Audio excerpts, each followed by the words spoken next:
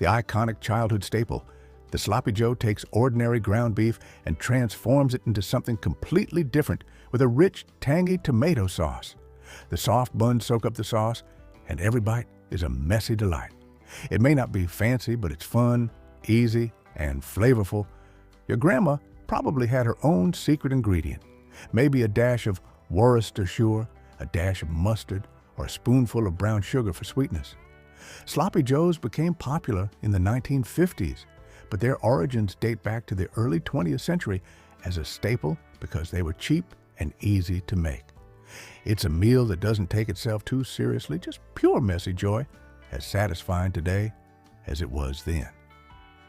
Our grandparents used to call this miracle in an iron pot because with just 1 pound of ground beef mixed with raw rice, it not only to increase the volume, but also to let each grain of rice absorb the essence of the cheap tomato sauce, expanding, forming soft little hedgehog spines. She shaped each meatball by hand, dropping them into the simmering tomato sauce, letting the aroma fill the small kitchen, overpowering the smell of charcoal smoke and the worry of tomorrow. As the pot of meatballs gently boiled, the rice inside cooked through, swelling up as if to compensate for the meager meat, making each ball both soft and firm. The whole pot of meatballs cost only 30 cents, equivalent to $6.5 today. Hedgehog meatballs put a creative twist on the traditional meatball by adding rice to the mixture to create a unique texture and flavor.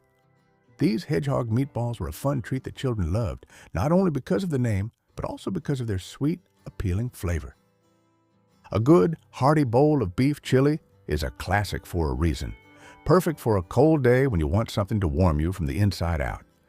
Grandma's recipe may be simple, with just ground beef, beans, tomatoes, and chili powder, but it's always packed with flavor. Chili is a dish that can feed a crowd on a shoestring budget. It originated in Texas, where it was originally made without beans. However, your grandma always added beans because they help the chili last longer, add texture, and are a family favorite. Back then, a large pot cost 40 cents, the equivalent of $9 today. It's one of those dishes that tastes even better the next day when all the flavors have a chance to mingle. Chili was and still is a staple at parties and everyday dinners. Your grandmother, like my grandmother, made this dish without batting an eye. Tender beef is sautéed in a rich paprika-infused sauce, bursting with smoky, spicy flavor. It's a cousin of goulash, but unlike paprikash, it's traditionally made without beef or pasta. Its origins date back to the 19th century as a simple meat and onion stew. Paprikash is somewhere between a soup and a stew, without the beef and vegetables, but with a thicker, more flavorful broth. The hearty dish cost just 35 cents, or about $8 today. It relied on cheap spices to create a hearty, flavorful substitute for expensive meat. We've seen the resourcefulness of your grandparents through these dishes. Which dish on the list reminds you most of your grandmother's kitchen?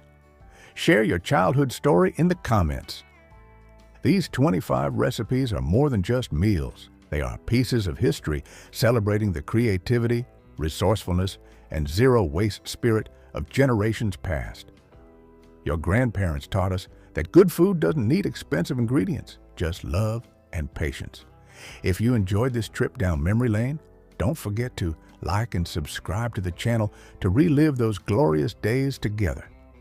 And now, watch the video, 25 Cheap Meals Our Grandparents Ate to Survive, to see the cheapest foods our grandparents ever ate.